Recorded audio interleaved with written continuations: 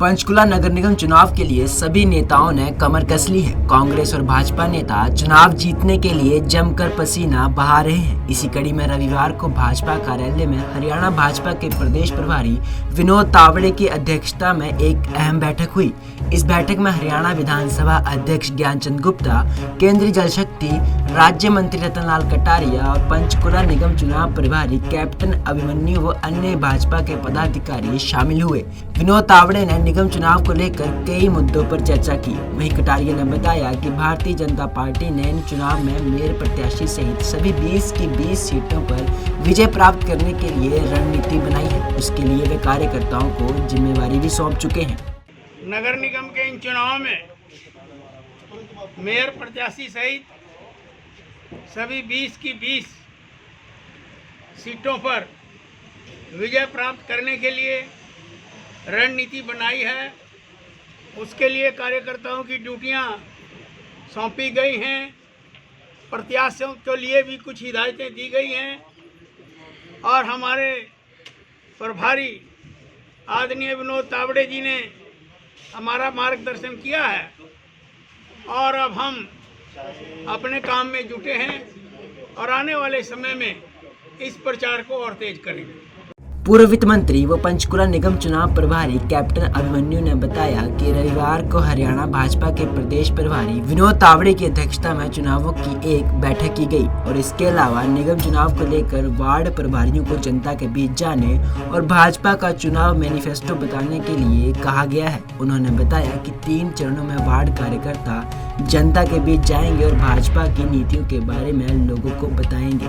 निगम चुनाव पर बोलते हुए कैप्टन अभिमन्यु ने कहा कि चुनाव में भाजपा भारी बहुमत से जीतेगी और चूंकि उनका अपना अनुभव है, जमीनी नेता हैं, लंबा संगठन का अनुभव है और भारतीय जनता पार्टी कार्यकर्ताओं की पार्टी है और सब कार्यकर्ता मिलजुल करके पार्टी का काम करते हैं। तो उन्होंने जिस प्रकार से मार्गदर्शन किया कि पंचकुला के हर वार्ड हर बूथ के कार्यकर्ता कम से कम चुनाव के दिन तक 3 बार हर घर में वो जनसंपर्क करेंगे, चाहे वो संकल्प पत्र को लेकर के जाएं, उम्मीदवार के परिचय को लेकर के जाएं और वोट के किस प्रकार से उस परिवार में वोट को चेक करते हुए हर वोट वह मत पेटी तक पहुंचे, मशीन में डले, इसको सुनिश्चित करने के लिए एक सघन जनसंपर्क का उन्होंने मार्गदर्शन किया है।